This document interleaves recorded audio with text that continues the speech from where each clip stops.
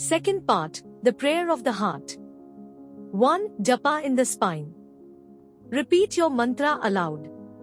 Pronounce its syllables with serene attitude. Learn to resonate it in your mouth, chest and head areas. Now repeat your mantra mentally in the spine. Chant mentally half mantra during the inhalation and half during the exhalation. Or chant all your mantra during the inhalation and all again during exhalation. Realize that you willingly affirming with each breath your surrender to the divine. Feel the meaning of the chosen mantra. Make a special effort to go ahead with intensity. After 12 breaths, follow the syllables of the mantra, slowly moving your chin up and down. Increase your aspiration. The movement of the prayer in the spine warms your passion. When you exhale and the prayer reaches the chakra of the heart, your chin touches your breast. Remain immobile there with eyes closed for some instants, perceiving the emptying of the content of your mind. It is impossible to think a single thought. The state of mental silence appears very strong. A subtle bliss pervades your soul. 2. Cross-shaped prayer. Practice some breaths in the following way.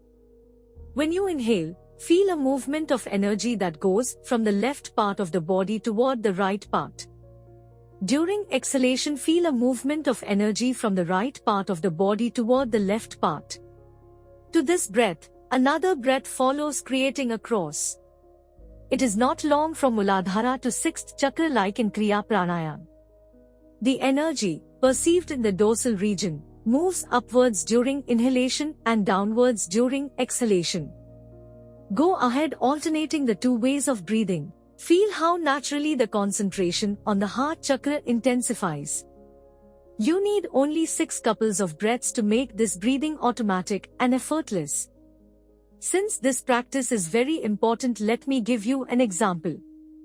Let us utilize the mantra, Om Namo Bhagavate Vasudevaya. Perceive a horizontal movement of energy that from a point at the left, about 6 centimeters, of the heart chakra moves toward a symmetrical point on the right. You touch the heart chakra from the back. During this movement, mentally chant Om in the first point, Na in Anata, Mo in the point at the right, then Bha again in the point at the right, Ga in Anata, Ba in the point at the left. A very light inhalation accompanies the chanting of Om Namo. A very light exhalation accompanies the mental chanting of Bha Ga Ba.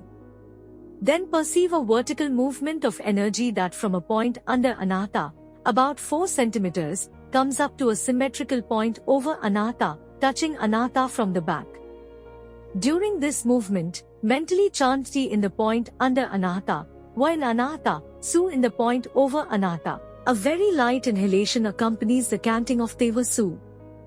A very light exhalation accompanies the mental chanting of Diva Ya.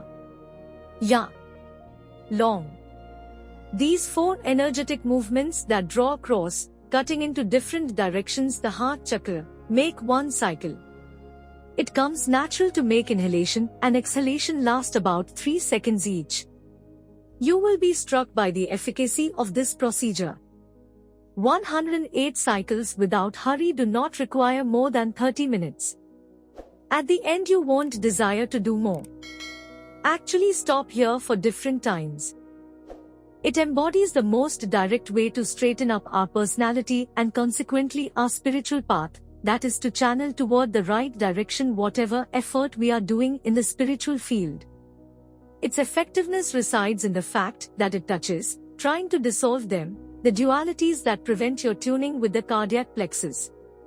The dualities which I refer to are Ida and Pingla. They flow sideways the backbone. Prana and Apna, they have their seat above and under Anata. I think that this way of praying could be a decisive, heaven-sent aid for a person who experiences a split between the sphere of the mind and that of the heart.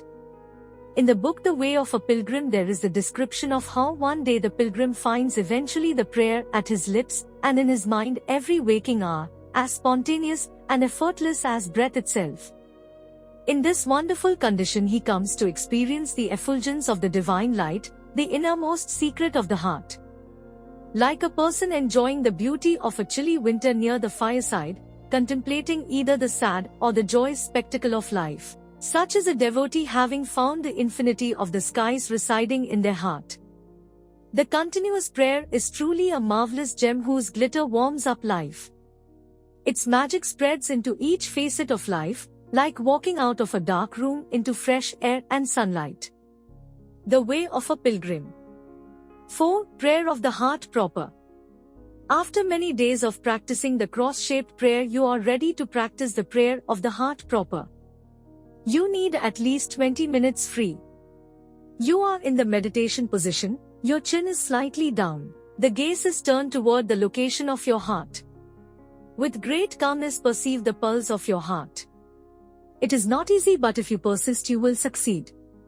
Then make each pulsation coincide with a word or with a syllable of the prayer. With this new criterion, constantly applied, you reach the stadium in which the breath first and the pulsing of the heart then tend to slow down and disappear. When you come near to this state, you will understand what it means praying with the heart and not with the mind. Wait before increasing the length of your practice. When the prayer of the heart is practiced seriously, the prayer becomes continuous.